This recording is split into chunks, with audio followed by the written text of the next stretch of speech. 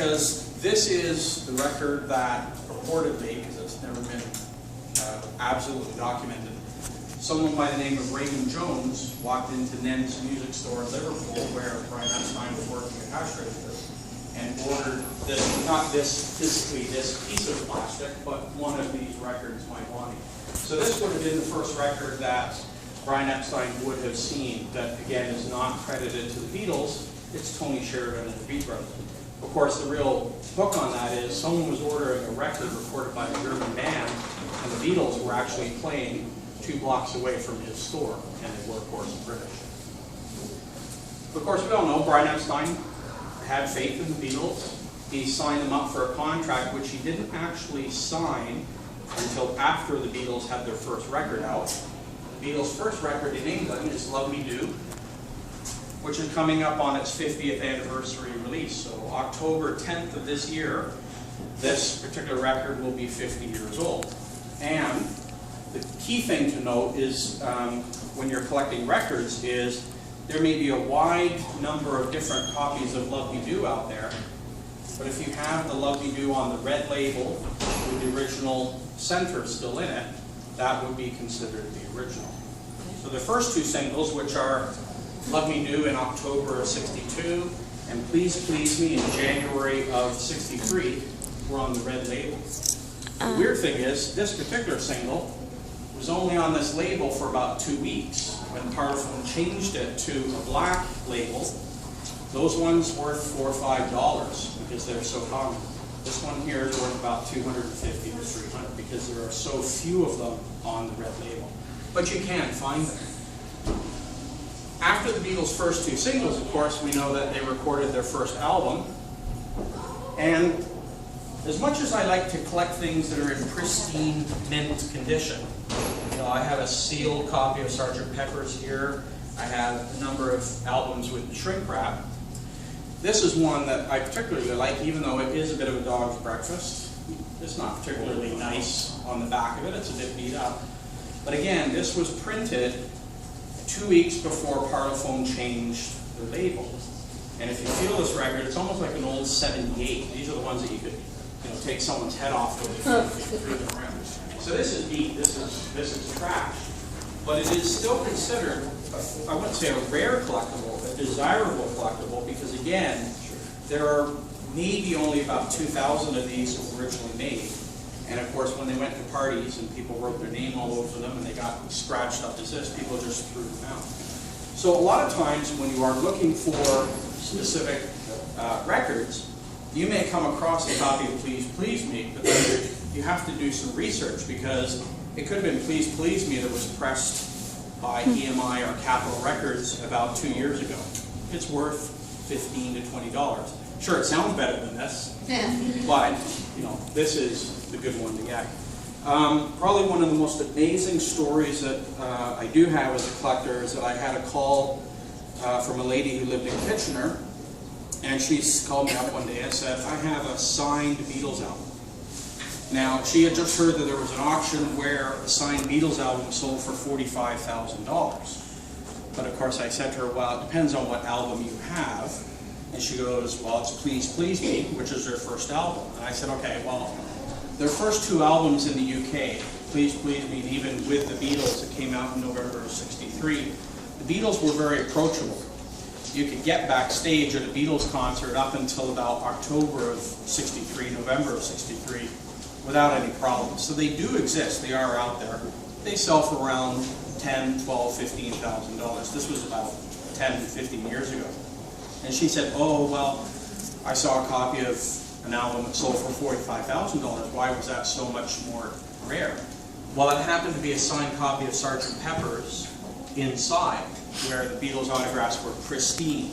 By 1967, it was getting harder and harder to get all 4 Beatles together because they weren't touring. And it was also very hard to get them to agree to sign anything. So it gets harder and harder. So I didn't want to deflate her by saying you had an album that was only worth around $10,000, $12,000. But then she came through with a real whammy. Because this is, the investigation you need to do. I said to her, well, tell me a bit about the album. She goes, well, They're signed on the back, and I did see the signatures, and they were, I mean, this isn't the copy. They were gorgeous, nice signatures. And it was personalized to her. And I said, well, when did you get this album signed? Like, do you remember getting this signed? Because provenance is everything. If you have a signed piece of paper that fell out of a book, you have no idea knowing if that is a true Beatles autograph. It could have been a preprint. Could have been someone else practicing Paul McCartney's signature. Well, she said, I know the date because I have the ticket stub and the program to the concert where I went backstage to see the Beatles that night. So I asked her, okay, what was the date? She said March 29th, I think it was, 1963. So I'm like, yeah, that's pretty early. And then I put 2 and 2 together and I said, what color is the label? She said to me, black and gold.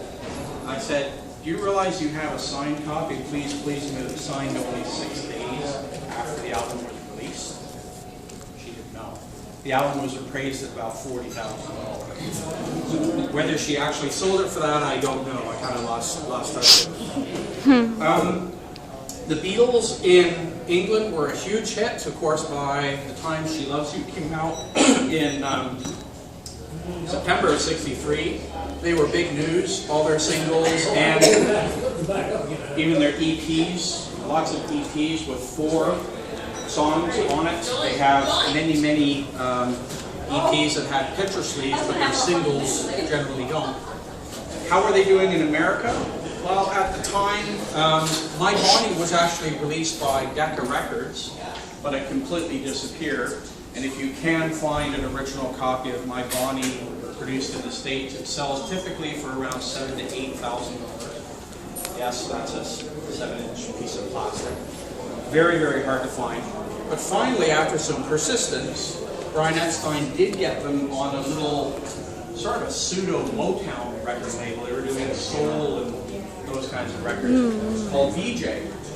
The funny thing is, when they produced their first single, the company that was doing the typesetting couldn't even spell their name correctly. So this is one of the Beatles, or the only Beatles record where their name appears with 2 T's in the title. So if you want, you can come up and see that later. Did it go anywhere? No. And today this record can sell for upwards of about $700, $800, depending on the condition. However, in Canada, at exactly the same time, there was someone working for Capitol Records here in Canada whose sole job was to listen to the music in England and decide whether it was suitable for play in Canada. And at the time, they weren't as sophisticated as saying, okay, go on our website, download the master, and press yourself a CD. They basically would send over the actual record. So this record made its way over to Canada into the hands of Alan White, and he was the head of A&R at the time at Capitol Records.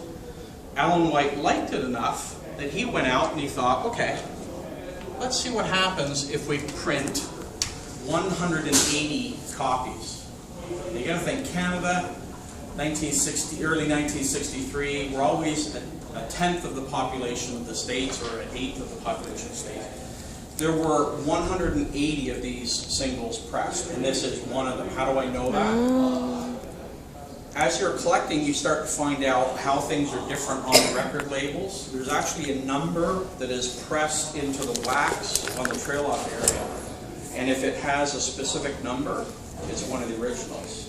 So this record could actually beat probably 3/4 of this table as far as rarity, because again, there were only 180 of these made. Now what confuses things is, a year later, in early 1964, the Beatles were so hot that Alan White went back and went, Beatles, oh yeah, I've got 3 or 4 singles. And they went and ordered more and more copies. So if you go out there, you might go, okay, yeah, copy of Love Me Do. How much do you want for it? $50. Well, let me see if it's a first pressing. And you have to look at the number on the trail. If anybody wants to do that, I know it's a lot of fun. But these are the things you have to do to find out whether or not you have an original copy. I don't necessarily care about that too much, as long as I have as good a condition copy as possible, because I wasn't there back then. I like to recapture the whole. And yes, I do have a stereo that I play this stuff on.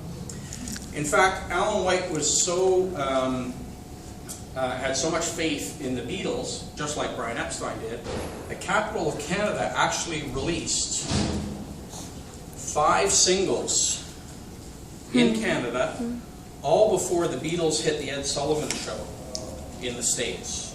That's how popular. In fact, not only did he release 5 singles, but he released 2 albums here in Canada before they were on the Ed Sullivan Show. This record was actually released November 25th, 1963. Does anybody know another famous date around that time? November? Kennedy was assassinated 3 days before this album came out. Not this specific copy, but you know what I mean. So November 25th, a month before Christmas, 1963, Capitol Canada started producing Beatles albums. Capitol in the States, nah, we're not interested. We're not gonna go anywhere with it. However, people who, you know, flew back and forth between England and the States would be actually bringing in records. And in fact, they started bringing in copies from Canada of Roll Over Beethoven, and they were getting play in Detroit and Chicago.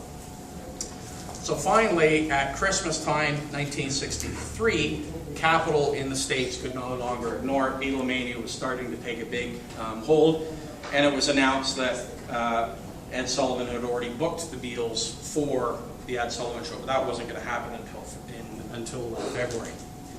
So of course, the first single that Capitol released in the States is I Won't Hold Your Hand. Everybody knows that, and everybody knows this famous music. And this is one of those ones where no matter how pristine and gorgeous the vinyl is on that record, it's still only going to be worth about $5 or $6. Why is that? They printed so many of these records out there that they really, they are so common and easy to find in a lot of different conditions. But when you are collecting singles in the States,